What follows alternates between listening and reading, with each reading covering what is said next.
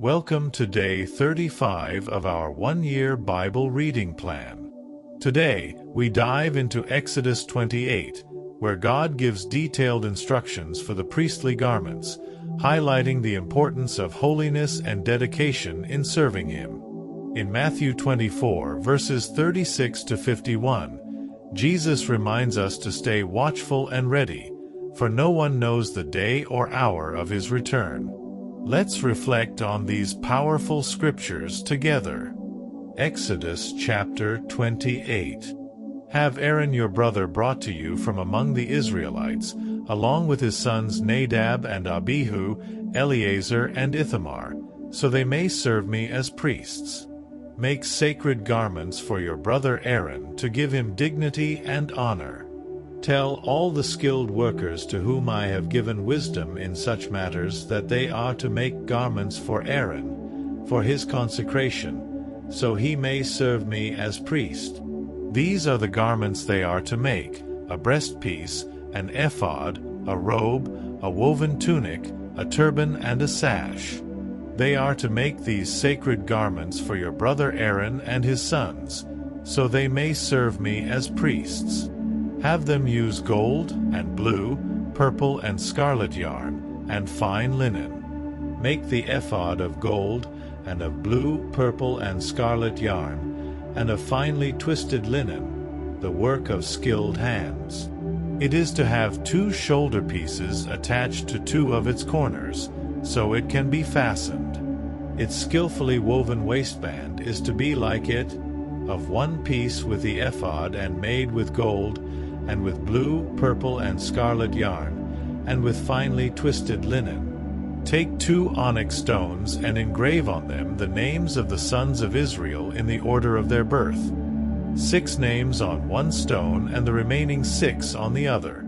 Engrave the names of the sons of Israel on the 2 stones the way a gem cutter engraves a seal. Then mount the stones in gold filigree settings and fasten them on the shoulder pieces of the ephod as memorial stones for the sons of Israel. Aaron is to bear the names on his shoulders as a memorial before the Lord. Make gold filigree settings and 2 braided chains of pure gold, like a rope, and attach the chains to the settings. Fashion a breastpiece for making decisions, the work of skilled hands. Make it like the ephod, of gold, and of blue, purple and scarlet yarn, and of finely twisted linen. It is to be square, a span long and a span wide, and folded double. Then mount 4 rows of precious stones on it. The first row shall be carnelian, chrysolite and beryl. The second row shall be turquoise, lapis lazuli and emerald. The third row shall be jacinth, agate and amethyst. The 4th row shall be topaz, onyx and jasper. Mount them in gold filigree settings. There are to be 12 stones, 1 for each of the names of the sons of Israel, each engraved like a seal with the name of one of the 12 tribes. For the breastpiece make braided chains of pure gold, like a rope.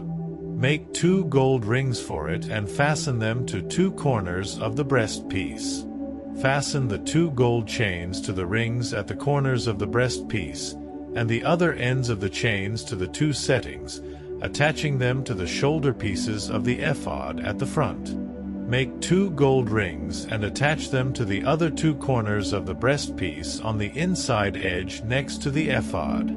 Make 2 more gold rings and attach them to the bottom of the shoulder pieces on the front of the ephod, close to the seam just above the waistband of the ephod.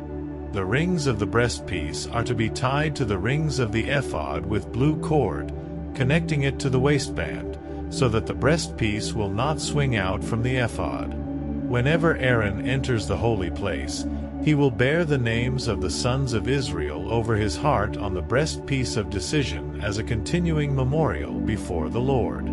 Also put the Urim and the Thummim in the breastpiece, so they may be over Aaron's heart whenever he enters the presence of the Lord. Thus Aaron will always bear the means of making decisions for the Israelites over his heart before the Lord. Make the robe of the ephod entirely of blue cloth, with an opening for the head in its center. There shall be a woven edge like a collar around this opening, so that it will not tear. Make pomegranates of blue, purple, and scarlet yarn around the hem of the robe, with gold bells between them. The gold bells and the pomegranates are to alternate around the hem of the robe. Aaron must wear it when he ministers. The sound of the bells will be heard when he enters the holy place before the Lord and when he comes out, so that he will not die. Make a plate of pure gold and engrave on it as on a seal, "Holy to the Lord." Fasten a blue cord to it to attach it to the turban. It is to be on the front of the turban. It will be on Aaron's forehead, and he will bear the guilt involved in the sacred gifts the Israelites consecrate, whatever their gifts may be. It will be on Aaron's forehead continually, so that they will be acceptable to the Lord. Weave the tunic of fine linen and make the turban of fine linen. The sash is to be the work of an embroiderer. Make tunics, sashes, and caps for Aaron's sons to give them dignity and honor. After you put these clothes on your brother Aaron and his sons, anoint and ordain them. Consecrate them so they may serve me as priests. Make linen undergarments as a covering for the body, reaching from the waist to the thigh. Aaron and his sons must wear them whenever they enter the tent of meeting or approach the altar to minister in the holy place, so that they will not incur guilt and die. This is to be a lasting ordinance for Aaron and his descendants. Matthew chapter 24, 36-51. But about that day or hour no one knows, not even the angels in heaven, nor the Son, but only the Father. As it was in the days of Noah, so it will be at the coming of the Son of Man. For in the days before the flood, people were eating and drinking, marrying and giving in marriage, up to the day Noah entered the ark, and they knew nothing about what would happen until the flood came and took them all away. That is how it will be at the coming of the Son of Man. 2 men will be in the field, one will be taken and the other left. 2 women will be grinding with a hand mill, one will be taken and the other left. Therefore keep watch, because you do not know on what day your Lord will come. But understand this, if the owner of the house had known at what time of night the thief was coming, he would have kept watch and would not have let his house be broken into.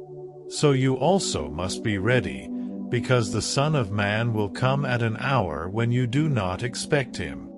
Who then is the faithful and wise servant, whom the master has put in charge of the servants in his household to give them their food at the proper time?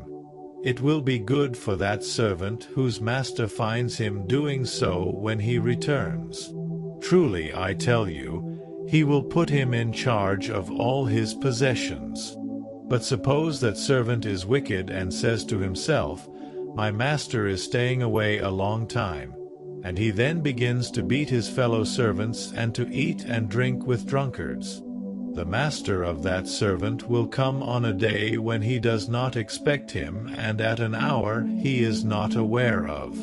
He will cut him to pieces and assign him a place with the hypocrites, where there will be weeping and gnashing of teeth. Thank you for joining today's Bible reading. Stay faithful, stay prepared, and keep seeking God's wisdom. Don't forget to like, share, and subscribe so you don't miss a day of this journey. See you in the next reading.